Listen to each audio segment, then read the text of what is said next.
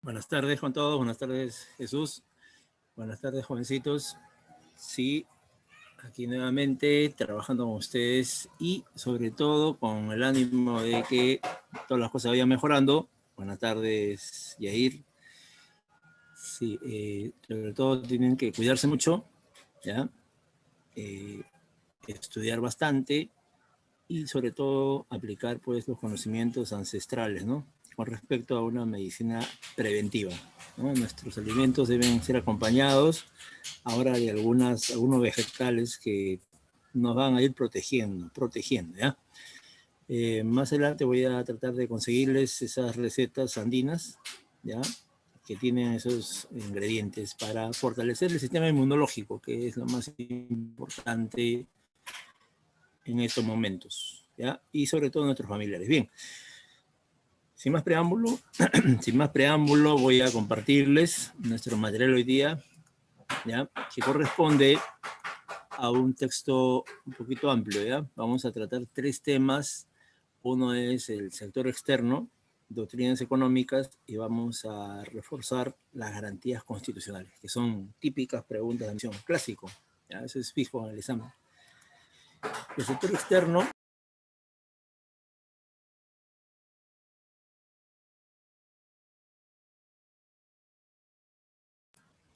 aquí vamos a ver que se refiere a dos sectores, ¿ya? El sector nacional y el sector internacional, que se van vinculando por causas económicas. Sí, la causa principal es la causa económica.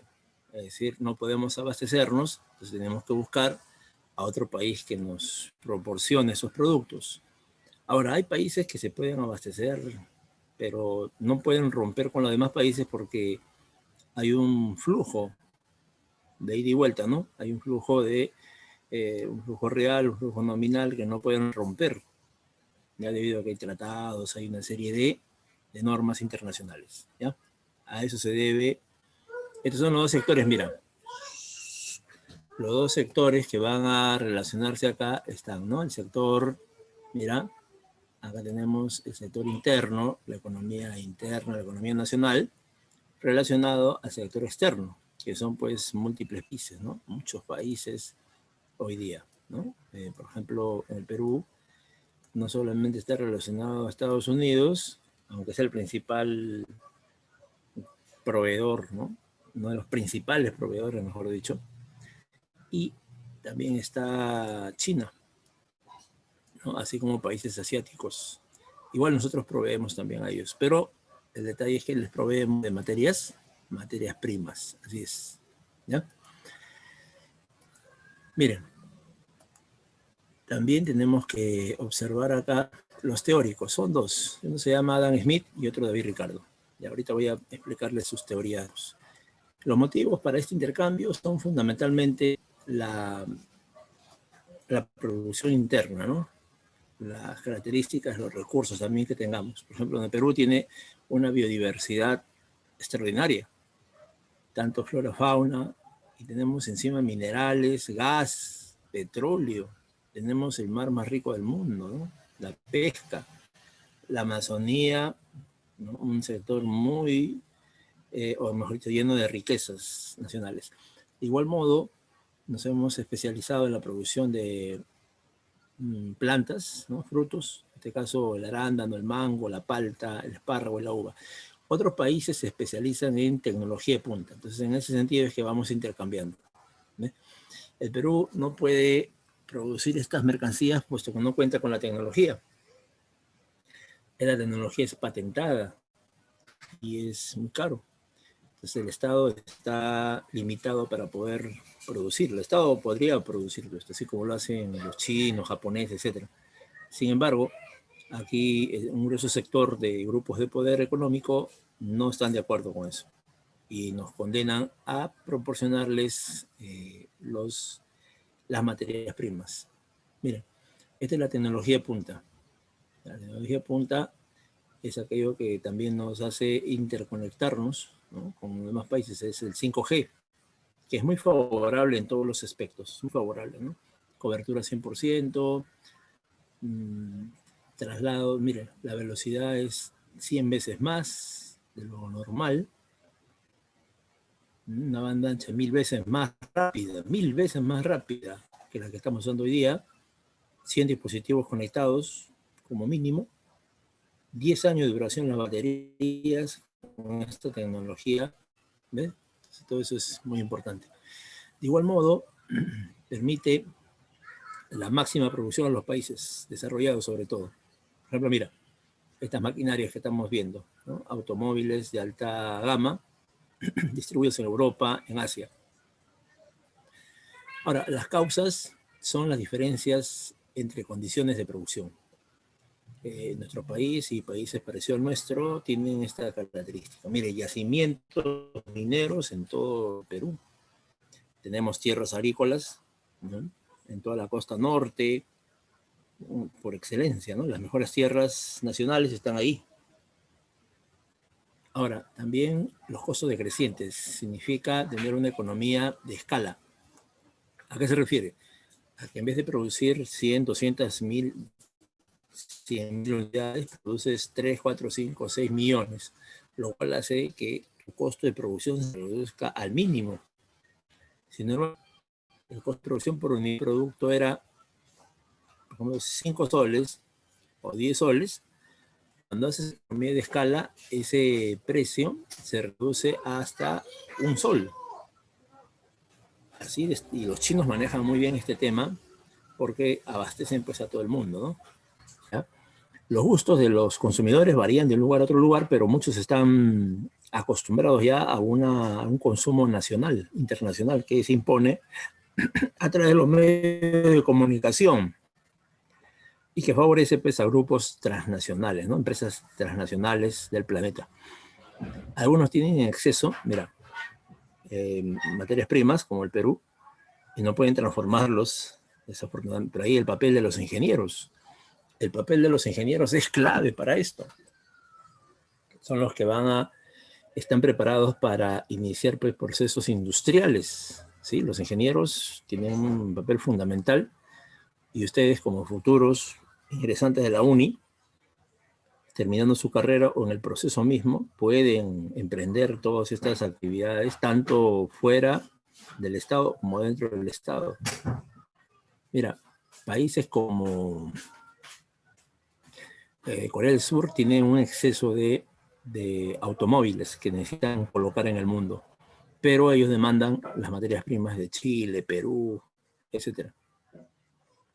Ahí está. Las primeras teorías fueron planteadas por Adam Smith, que se llama ventajas absolutas, y la de David Ricardo, que es ventajas comparativas. La última teoría planteada en el siglo pasado fue de Michael Porter, ventajas competitivas. A ver, ¿en qué consisten? Así rápidamente. La primera consiste en que si un país es experto, ¿no? Por ejemplo, el país A, por cada tonelada de café le cuesta $25. El país B, $43. Pero si cambian a trigo, el país A, $20 y el país B, $11. O sea, ¿qué demuestra esto? Que cada país se ha especializado en la producción de café y el otro en la producción de trigo.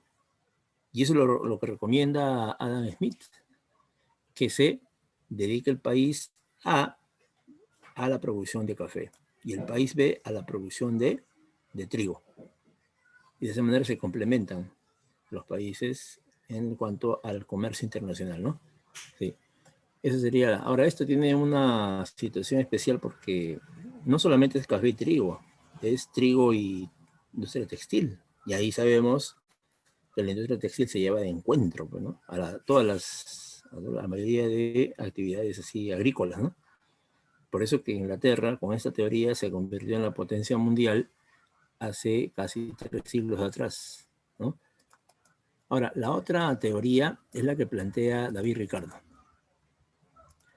Esta consiste en que un país, por ejemplo, el país S, mira, su costo de producción de café es ¿de cuánto? $20. ¿Ya? Y el costo de trigo es el país, mira, $22. Entonces, ¿qué indica? Que el país S tiene ventaja absoluta en café y trigo. Y el país R tiene ventaja absoluta en café y trigo. Entonces el país ese tiene ventaja comparativa en café, debe especializarse en café. Y el país R tiene ventaja comparativa en trigo, se especializa en trigo. Ya, entonces eso es lo que recomienda David Ricardo. Ahora, lo que dice de Michael Porter, para sintetizarlo, ¿ya? Plantea de que quienes entran al mercado internacional deben hacerlo, pero ¿con qué? Con una especialización. Especialización. Los países deben entrar al mercado internacional innovando. Innovar significa crear nuevas cosas, ¿no? Pero para que tu gente tenga esa capacidad innovadora, tienes que especializarlos y al más alto nivel. Corea del Sur, Singapur, etcétera, etcétera. ¿No? Estos países que hicieron, prepararon a sus jóvenes estudiantes de diferentes áreas, ¿no? Y lo capacitaron en el extranjero. Cuando regresaron, se convirtieron pues en los líderes de la producción nacional. Y con esas características, pues a nivel mundial. Por eso es ventajas competitivas, ¿no? Ahora, la forma del comercio son las exportaciones. Ya sabemos que son ventas al extranjero. Mira, Perú vende, por ejemplo, este tipo de mercancías de bajo valor agregado. En cambio, Alemania u otro país nos vende productos pues, de alto valor agregado. Mira, carísimos estos productos. En cambio, la plata, el cobre, el petróleo lo venden a precios, dicen competitivos, o sea, barato. Ahora, las exportaciones son tradicionales, son muy antiguas. Ya, estas son, mira, ahí de pescado, el café nacional y el petróleo crudo. ¿Ya? El cobre, el zinc y el oro. Ahí de la lista. Las no tradicionales son recientes. Hace poco hemos empezado a vender esto. Por ejemplo, las artesanías de Ayacucho. Tenemos, por ejemplo, las no tradicionales. Tenemos, por ejemplo, productos agropecuarios como frutas. Ahí tenemos el mango, los cítricos, ¿no? Los 3 cítricos. Tenemos también la piña, ¿ya? Textiles de gamarra, envasados, ¿no? Acá también sería, a ver, ¿qué sería acá? Los enlatados, ¿no? Químicos, acero, ¿no? Cobre y joyería de diferentes provincias del Perú, por ejemplo, de Huancayo, de Cusco, etcétera, etcétera. Bien, entonces, en cambio, las importaciones son las compras que hacemos del extranjero. ¿Cuál es la desventaja? Que al comprar se va mucho dinero al extranjero. Ese dinero se llama divisas, ¿ya? ¿Qué importamos? Insumos. Insumos son químicos, generalmente, que van hacia sectores económicos del Perú, ¿no? Por ejemplo, industria alimenticia, industria química, industria farmacológica, etc. Por ejemplo, en industria alimenticia vienen bastantes insumos para que nuestras conservas se mantengan meses. Se llaman preservantes. Para que la bebida gaseosa embotellada tenga un uniforme color, ¿no? Y no se despinte, no se cambie de color. Entonces ahí entra lo que se llama el colorante. Y para que el sabor se sienta así con fuerza, ¿no? En el paladar están los saborizantes.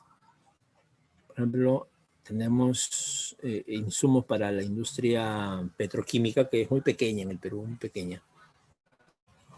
También insumos para la agricultura, como por ejemplo, así los pesticidas, los fertilizantes, etc. Claro, esto demuestra que nuestra economía vive dependiente de la tecnología del exterior. Acá deberíamos hacer todo esto. Tenemos capacidad de sobra, sino que es una cuestión política. Y hay gente que no permite que sea esto, porque ya tenemos generaciones y generaciones que están de la uni. Salen de la Universidad del Callao, ingenieros salen de todas las universidades, pero ¿qué falta?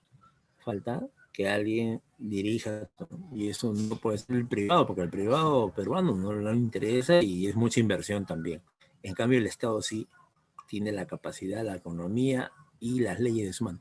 Ahora, los bienes de consumo son los que la familia compra, ¿no? Sí. Tenemos no duradero, que son alimentos extranjeros, bebidas extranjeras, textiles extranjeros. Y duraderos son la línea blanca que ves en pantalla, una refrigeradora, una congeladora, una cocina, lavadora, etc. La línea roja son equipos como esto, mira. Que falta tecnología para la sala. Bueno, los bienes de capital ya son más costosos ya, porque son máquinas pesadas, máquinas, ¿no? Pesadas que se compran de Alemania, China, más baratos en China. También alquilamos del extranjero una serie de maquinarias porque sale más barato alquilar que comprar. Ahora, la balanza comercial es una balanza donde se reúnen o se comparan las exportaciones y las importaciones. Y se tiene tres resultados. Mira, el superávit comercial, que sabes a qué se refiere, ¿no? Las exportaciones son mayor que las importaciones. En cambio, el déficit comercial, ¿qué pasa con el déficit comercial? El valor de las exportaciones es menor al de las importaciones. En cambio, en el equilibrio son iguales. ¿Ves? Ahí tenemos que percatarnos cualquier pregunta. Aquí también se puede observar la balanza comercial del 2017. Como verás, experimenta un incremento debido a que el precio de los minerales estaba subiendo, ¿no? Y ahí se ven los resultados. Ahí está la balanza de otros países. Bueno, esto sí no lo voy a explicar por el tiempo ya. Son términos del comercio internacional, todos en inglés para que haya mejor desenvolvimiento del trato entre estos países, ¿no? FOB, CFR, CIF, ¿ya?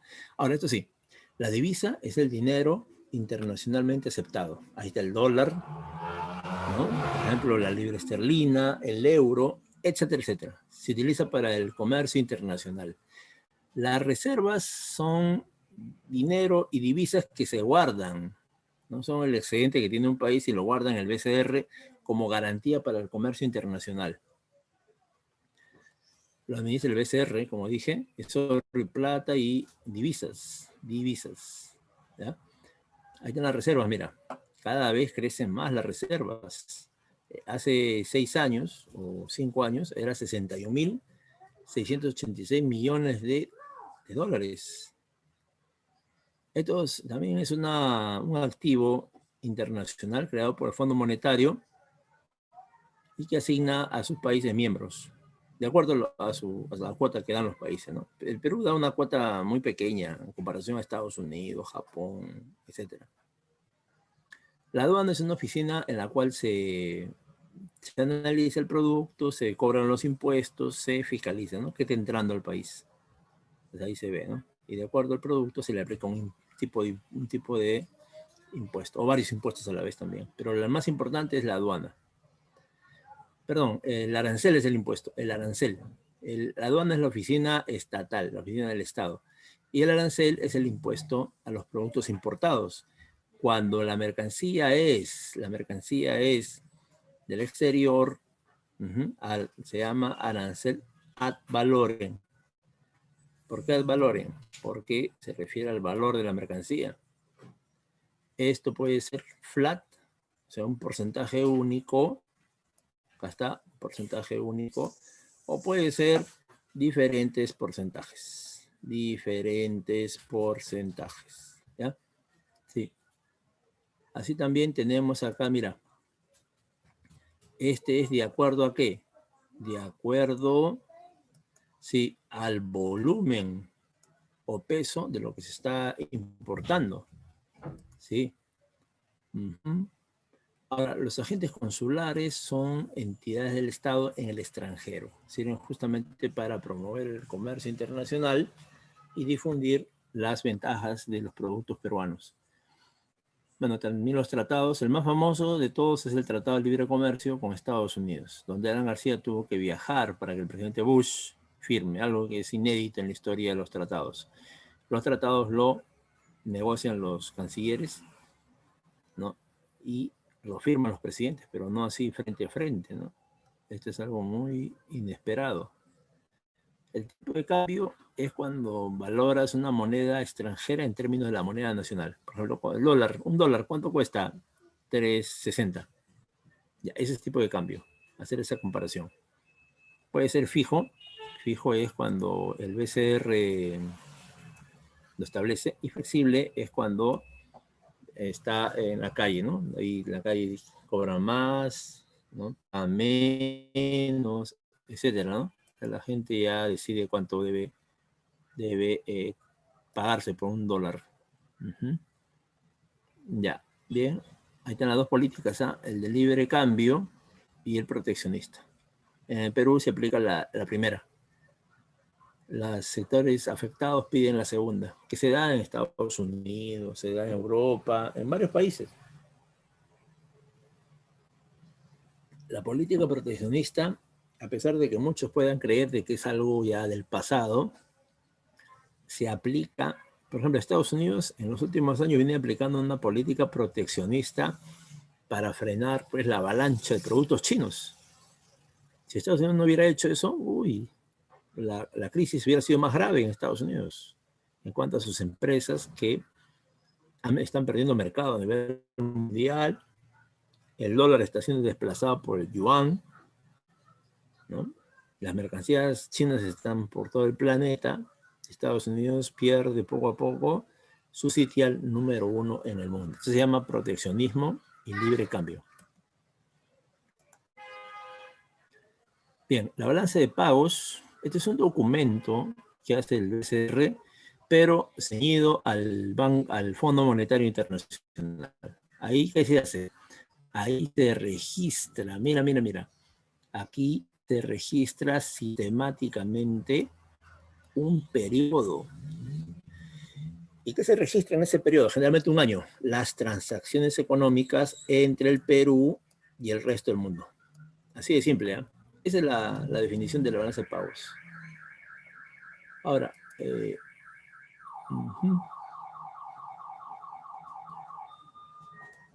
ese registro habla de créditos cuando son ingresos y habla de débitos cuando es salida, cuando tenemos que pagar. Cuando no van a pagar, se llama créditos. Cuando vamos a pagar, se llama débitos. Ahora, la estructura de la balanza de pagos es una metodología que corresponde al Fondo Monetario Internacional. Este es el manual, mira, que es actualizado ya a sexta edición. Y generalmente dicen lo mismo, solamente están haciendo un documento para que el Estado explique, ¿no?, con detalle en qué está gastando la plata, dónde está invirtiendo, cómo está la garantía, bueno, y tantas condiciones que... Sí, la balanza de cuenta corriente, aquí se registran, pues, uno, mira lo que se registra, el flujo de bienes y servicios, la renta, los factores productivos y las transferencias corrientes. También todas las operaciones que realiza el Perú y el resto del mundo. Igual la deuda también. Entonces es un documento bastante amplio, muy amplio. Y la balanza comercial ya explicamos, ¿no? Es la relación entre importaciones y exportaciones. Sí. Ahí están transporte, flete, pasajes, etcétera, etcétera. Viajes, comunicación, todo se cobra y todo se registra. Seguros, todito. Ahí también, acá también se registra lo que recibe un trabajador, lo que recibe una maquinaria, ¿no?, a ser vendida, o alquilar una tierra, un pedazo de tierra. Los salarios que reciben los trabajadores en general también, ellos van a ser registrados. Sí. Y cuando hay inversiones en un país, eso también se registra. ¿Ya? De esa forma se van a ver las transferencias corrientes. Ahí también. Estas son las donaciones. Las donaciones son. Ahí el Perú dona hacia países que necesitan y viceversa, aunque no es mucho dinero, ¿eh? No es mucho dinero. Por ejemplo, las remesas que salen del Perú y llegan al Perú. Por ejemplo, las que salen son de los extranjeros que radican en Perú. Venezolanos, colombianos, mandan a sus familias, ¿no?, que están en su... O peruanos que están en Venezuela también mandan mucho dinero acá.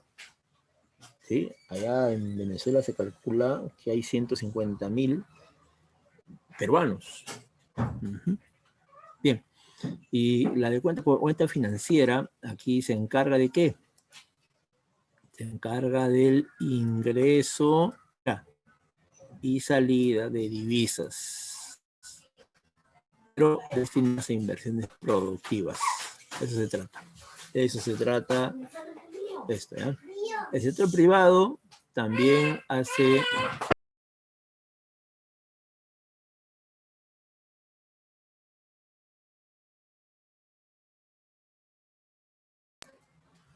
El sector privado, disculpen, el sector privado también se registra todas sus operaciones.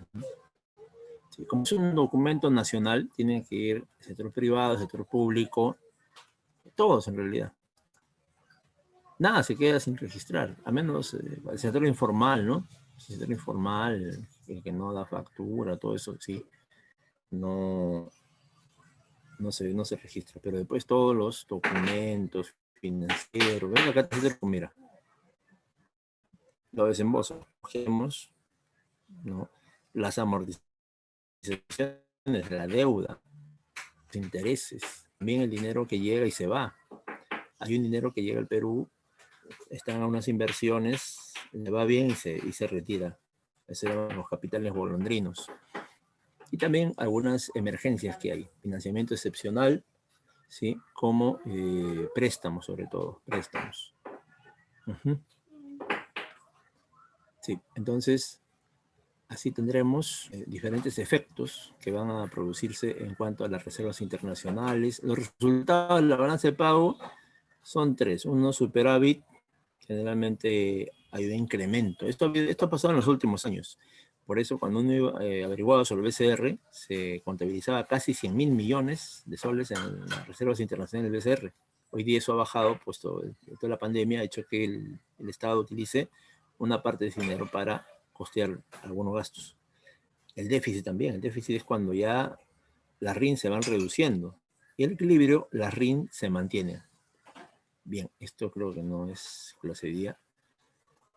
Ya, entonces, sí, vamos a avanzar un poquito hacia este tema, mire. Acá. Sí.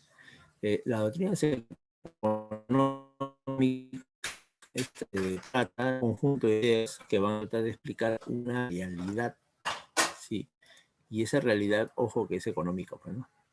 Sí, siempre en una época determinada y desde un enfoque.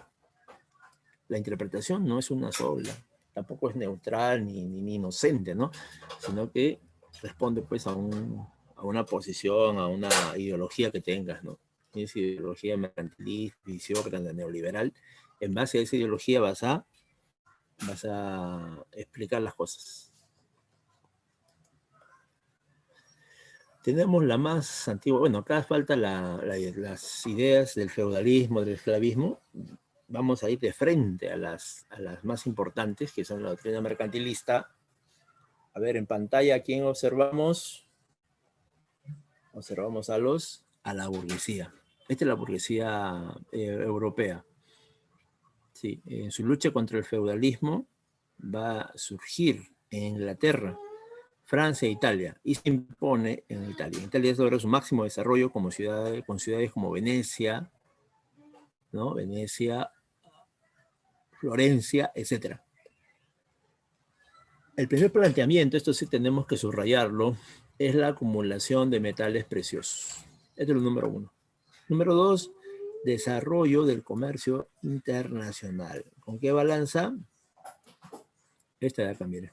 Esta balanza. ¿Ya? Y esta balanza, o esto no les interesa. Siempre les interesa que haya más exportaciones y poquitas importaciones. Ese es el sueño de todo mercantilista. También justifican la invasión a pueblos para saquearlos. Protegen su economía a través de aranceles altísimos hacia los países competidores. Promueven el crecimiento poblacional para aumentar tres elementos. Uno, la mano de obra para los talleres. Dos, un ejército poderoso. ¿Para qué? Para defender a la nación y las invasiones a otros territorios. Así se desarrolla crecimiento poblacional. Ahora, los representantes más importantes, sabes que es Colbert. Colbert es el que va a dirigir Francia hasta que Luis XIV se desarrolle, ¿no? Y aplica todo el mercantilismo que hemos explicado. También está Thomas Moon, el cual también desarrolla pues, esas ideas mercantilistas. Pero el más lúcido y uno de los más importantes es Antonio de Montchetren. Este fue el primero en establecer el campo de estudio de la economía política, lo cual nos sacó del oscurantismo feudal que nos hacía creer que todo era castigo de Dios, maldición, etc. Y él lo hizo. Eso es Antonio Montchetren. Después sigue Antonio Serra. Ahora, los fisiócratas, seriamente afectados por los mercantilistas, salieron al frente, los enfrentaron. Y ahí es donde se dice que el comercio no pasa nada. En realidad, la actividad económica fundamental viene de la tierra, ¿sí? Se da en la tierra, acá, en el suelo, ¿ya? Y esa tierra es base para que se obtenga, pues, el producto neto. ¿Qué es esto? ¿Qué cosa es propia? Son los frutos que obtenemos de la agricultura, ¿ya? Por ejemplo, la cebada, el trigo. Y los tenientes son los dueños de todo eso. A ver, hay dos trabajos, un trabajo colectivo y un trabajo, hay un trabajo productivo. ¿Qué es el trabajo productivo? Es aquel que genera el producto neto, o sea, la agricultura. Y el trabajo estéril es cuando no produces nada, simplemente eres un intermediario. O sea, están criticando a los comerciantes. ¿Ya ves? Ahí te lo expliqué. Rechazan totalmente la participación del Estado. Entonces, ¿cómo se regula la economía? A través de leyes naturales. Y si fallan las leyes naturales, para eso está Dios. Así sí incorporan a la ideología fisiócrata la religión de la época. Ahora, representantes famosos e importantes es Quesnay, que es el más importante de todos. Su libro, Tabla Económica, ahí habla de las clases sociales en Francia. Por ejemplo, estas tres clases, mira. Uno, acá, los campesinos, los terratenientes y los industriales, que son la clase ociosa, la clase que no trabaja. Y ahí tenemos a Turgot. Turgot es uno de los primeros en hablar acerca de los rendimientos decrecientes, en la cual, ¿qué plantea? Plantea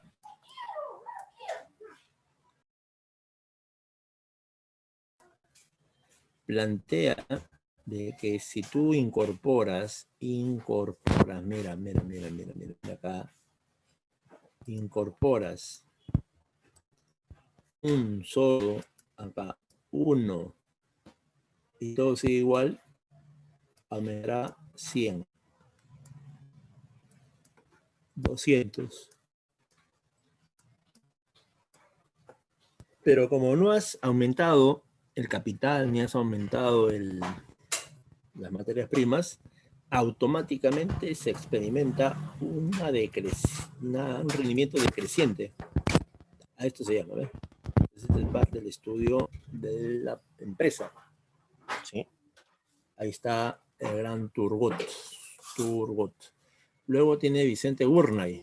Y Vicente Gournay, un francés, establece la importancia de las leyes naturales.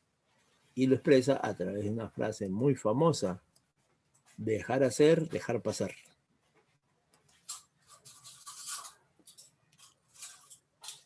¿Qué pasa con los clásicos? Los clásicos surgen en Inglaterra en el contexto de la Revolución Industrial, la independencia de Estados Unidos y la Revolución Francesa, que es el momento en que la burguesía se consolida en Europa y por lo tanto aspira ya a tomar el poder, quiere tomar el poder. ¿Ya? Sí, su palabra favorita de los clásicos es la propiedad. Son los fundadores de que todo no debe ser todista, sino debe dedicarse a una especialidad únicamente. ¿Ya? Sí, ya la especialidad la explicamos.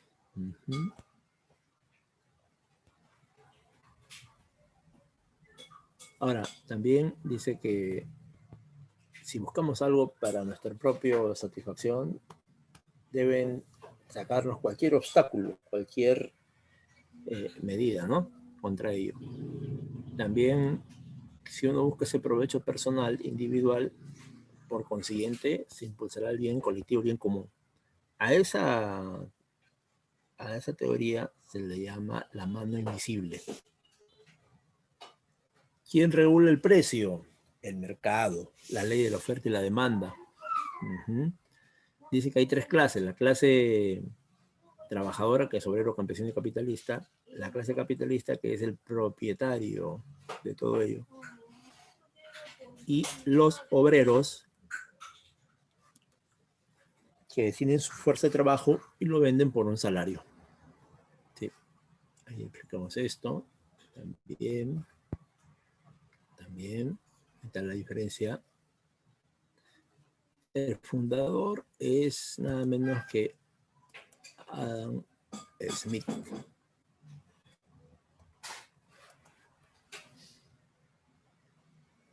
Ahí está su libro. David Ricardo complementa, dice que en su libro, ¿no? Principio de Economía, Política y Tributación, ahí complementa la teoría de la renta diferencial. Esta es la teoría.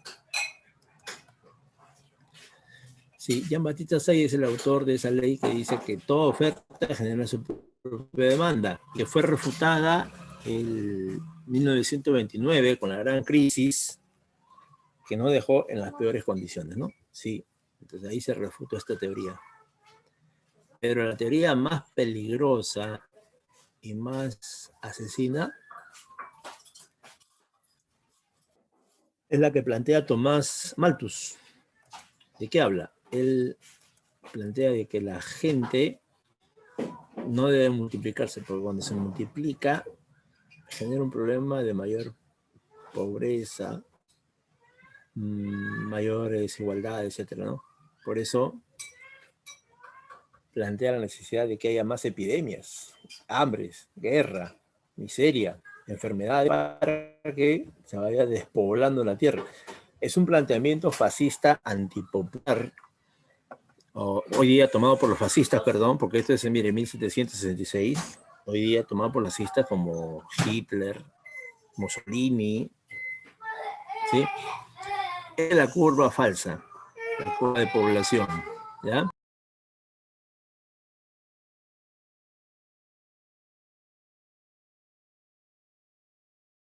Esta es la curva falsa de Malthus. Esta es la verdadera curva. Qué raro, no me sale la curva. Rarísimo. Sí. Ya, entonces ahorita voy a conseguirla. Mire, la doctrina socialista es una doctrina que surge allá en Europa también, allá por el siglo. Ahí están las fuentes de Carlos Marx, que es el socialismo utópico francés. Están las tres fuentes, izquierda. Esta es la filosofía hegeliana, la economía política inglesa, y es un utópico francés.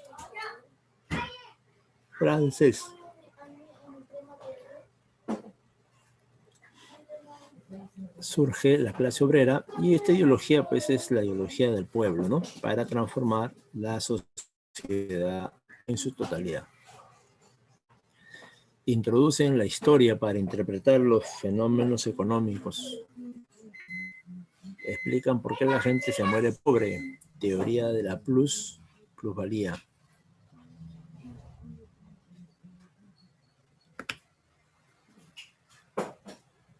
Mire, dice que la teoría del valor depende del rol creador del trabajo. Sí, creador del trabajo del hombre, así lo plantea.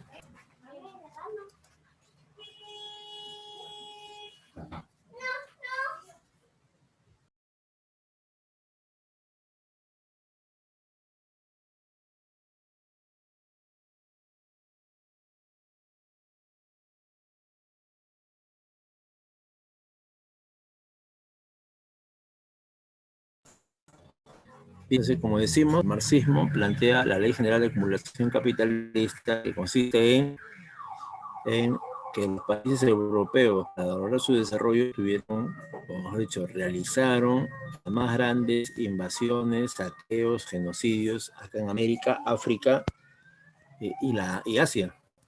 Bueno, Asia también, ¿no? Sí.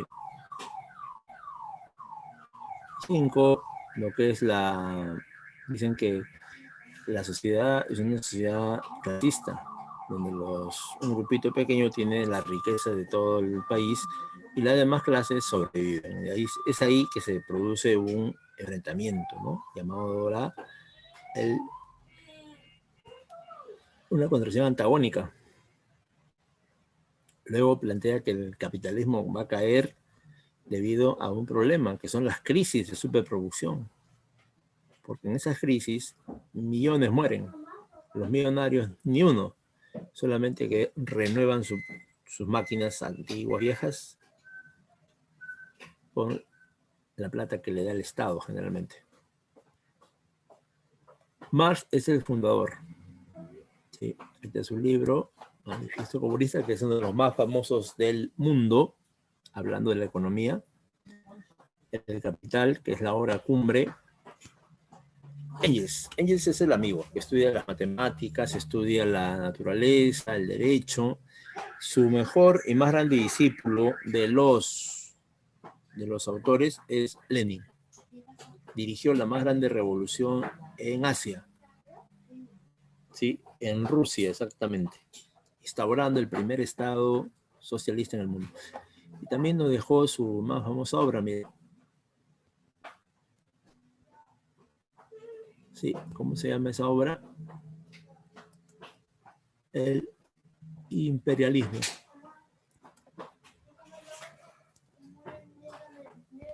Ahí están sus obras que puedes ver en pantalla. ¿Ya? Son muchas las obras de Lenin, son como 100 tomos. En Alemania destaca Rosa Luxemburgo en una campaña de difusión del marxismo, o sea, analizando la economía alemana, pero le salen al frente los nazis que la asesinan a Rosa.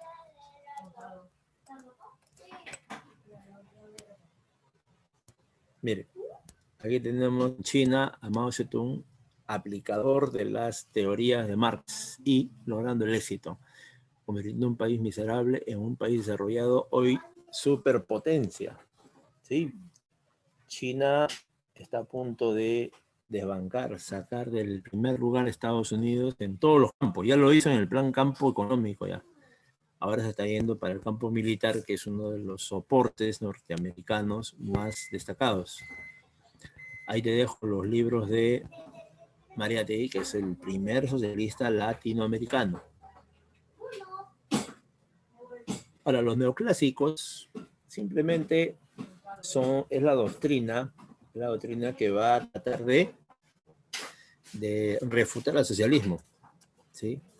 ¿Por qué? Porque el socialismo ha desbaratado la teoría clásica.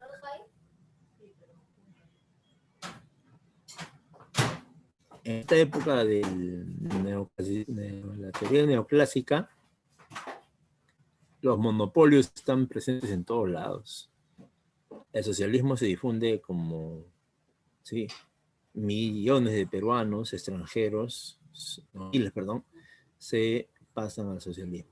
Entonces, ¿qué hacen los neoclásicos? Tratan de refutar, desengañar o adoctrinar que el socialismo es lo peor. Se respalda en la ciencia. Es liberalismo económico más radical, el Estado no interviene y critica al marxismo, ¿no?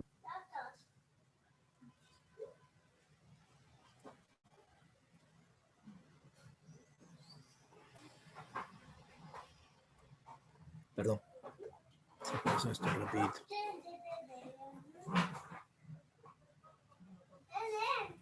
Bien, ya finalizando.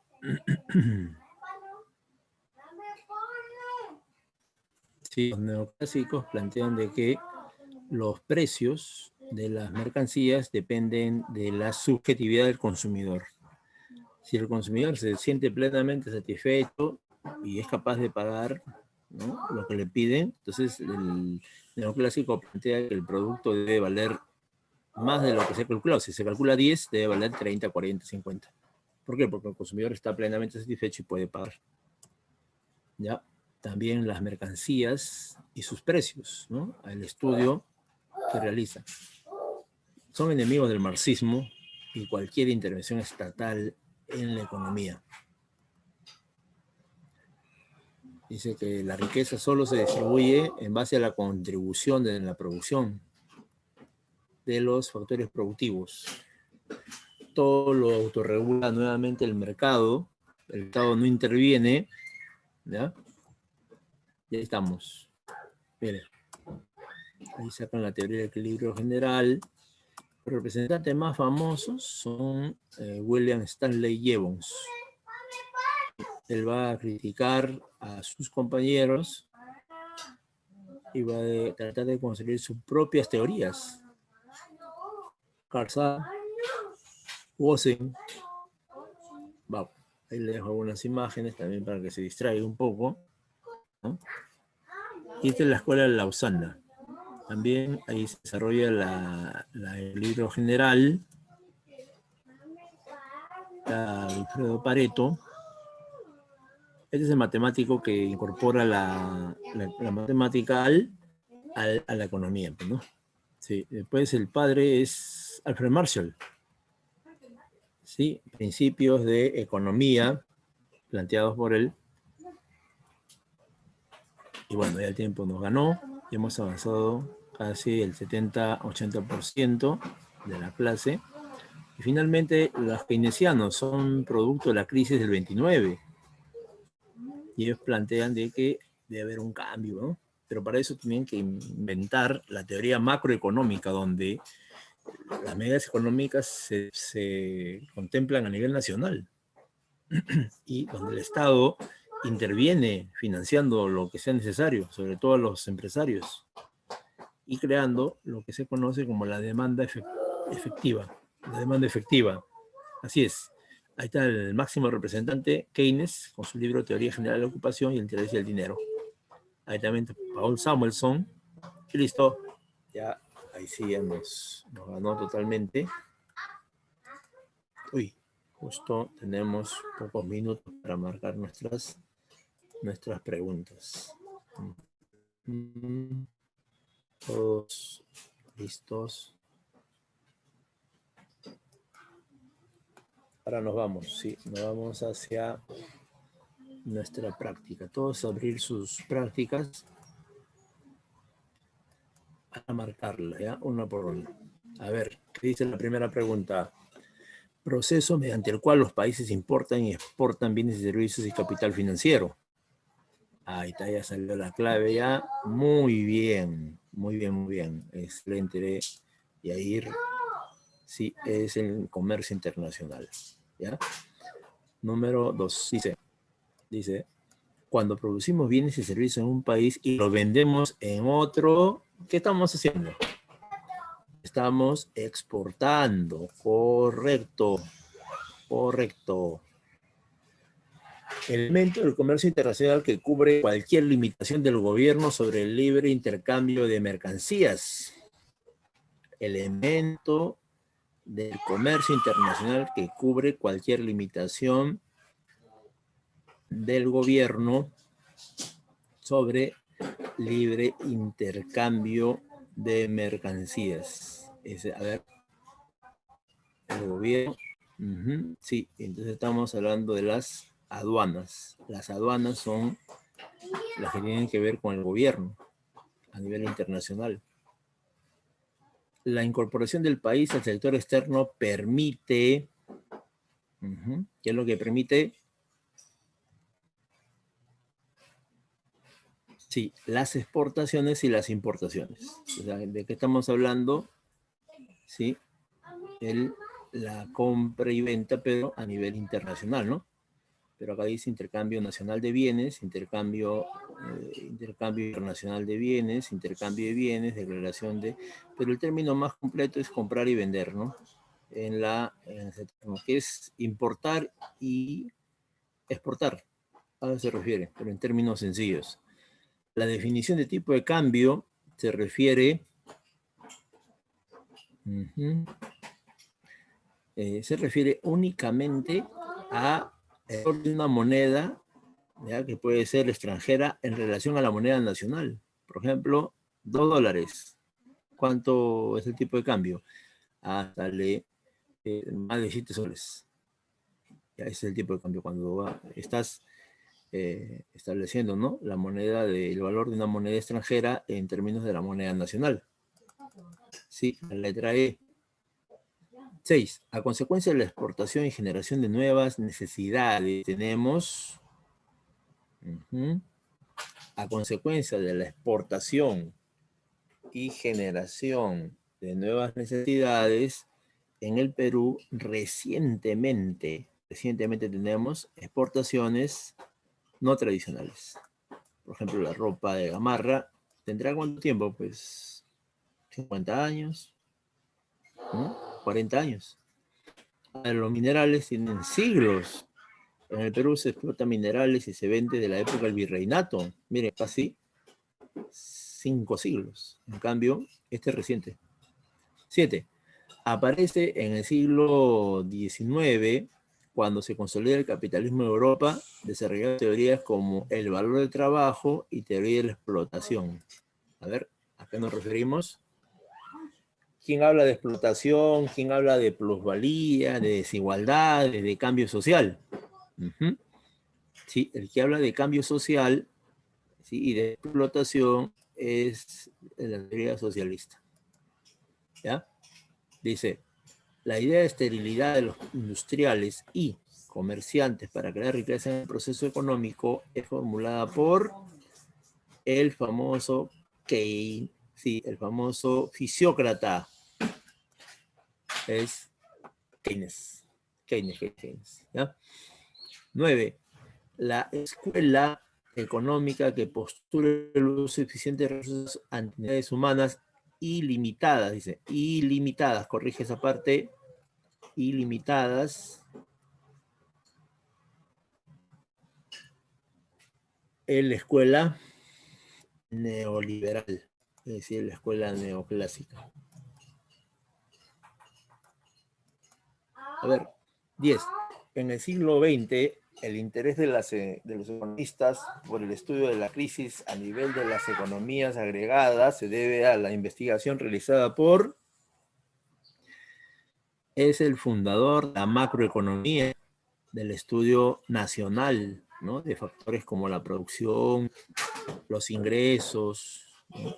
Etcétera. Él se llama John Maynard Keynes, ¿sí? La letra E. 11. La verdadera y única fuente de riqueza es la abundancia de metales preciosos. Este principio fue sostenido por qué autor, a ver, o qué corriente económica, qué escuela económica. Muy bien, muy bien, muy bien, excelente. Está mandando sus claves por interno me está mandando las claves. Hay varios que están acertando, escrito, ¿ya?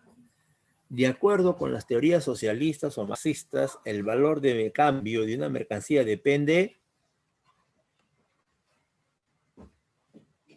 sí, depende del trabajo incorporado. O sea, corrigieron la teoría mal hecha por los liberales y especificaron que el valor es por el trabajo que se incorpora, ¿no? 13. Es la instancia ante quien se presentan las acciones de inconstitucionalidad. Queda en Arequipa, ¿sí? Y hace poco ha dado una sentencia extremadamente controversial, generando un pago a Telefónica de casi 700 millones de soles. Es el Tribunal Constitucional. Y 14, nos dice, la 14, ¿qué nos dice, profe? Dice, el proceso constitucional de habeas data se interpone ante... El habeas data tiene que hacerse en el Poder Judicial para que el juez ordene la protección de la información. Por ejemplo, si le iba a sacar una información íntima, por ejemplo, tenemos una enfermedad, leucemia, por ejemplo, y ya la prensa se ha averiguado, ¿no? Y como somos, tenemos cierta presencia en la sociedad, entonces quieren bajarnos, ¿no? Difundiendo la enfermedad. Entonces, ¿qué hace el agraviado? Envía una habeas data al Poder Judicial. Y el Poder Judicial inmediatamente prohíbe la publicación de esa información. ¿Con qué objetivo? Mantener y defender la intimidad personal de este individuo. ¿Ya? Y último, cuando una autoridad o funcionario es renuente a acatar una norma legal o un acto administrativo, se puede interponer una acción constitucional que lo obligue, no por voluntad, sino por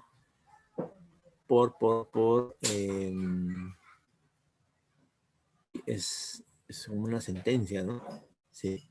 Eso se llama, mira, así dice, de nuevo ya, cuando una autoridad o funcionario es renuente a acatar una norma legal, un acto administrativo, o sea, no cumple con sus funciones. Esa garantía se utiliza ahí la acción de cumplimiento. Esta es la acción.